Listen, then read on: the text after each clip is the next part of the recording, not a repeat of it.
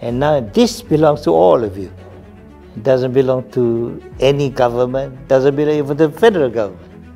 It belongs to all the rakyat of Malaysia. More than a century ago, oil was discovered on Canada Hill in Miri, Sarawak, and Britain's Royal Dutch Shell became the first oil company to begin exploration and exploitation of the resource. In the late 60s, less than a decade after Malaysia won its independence, it became clear that these important resources had to come under Malaysian control. The outbreak of war in the Middle East and the subsequent oil embargo reinforced the view that the nation's oil wealth could not remain in foreign hands. Tengku Razaleigh Hamzah, who was given the task of setting up the National Oil Corporation Petroleum Nasional Berhad, or Petronas, and appointed its first chairman, had one priority.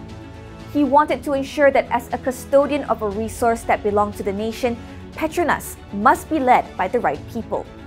I need people who are incorruptible, people who can become competent, people who will not be greedy, people who are not egoistical, people who are not going to make a show of themselves.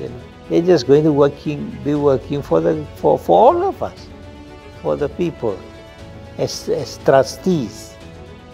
An uncompromising faithfulness to this principle and strict corporate governance requirements have made Petronas what it is today, Malaysia's only Fortune 500 company. It is the country's leading income earner, way ahead of even the biggest corporations on Bursa Malaysia. As Tengku Razaleigh points out, the start is very important. You start with a bad habit, you will end up with a bad habit.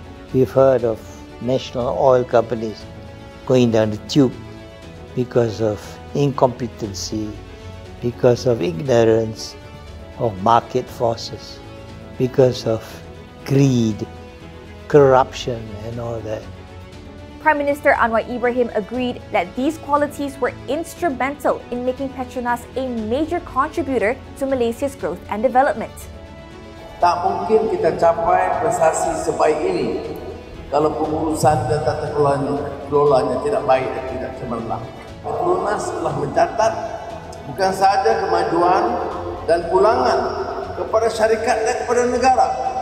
Kerana pulangan dana dari Petronas kepada negara ini, dari Kementerian Kewangan, melalui Kementerian Kewangan, itu dah menjejak sampai ratusan bilion ringgit.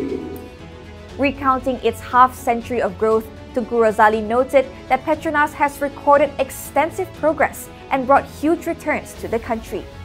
Thousands of people were involved in directly related and indirectly related oil and gas projects. With a footprint in over 100 countries today, Petronas is poised to build on the momentum and strength of the past 50 years, while pivoting strategically to embrace sustainability. Natasha Bust, FMT News.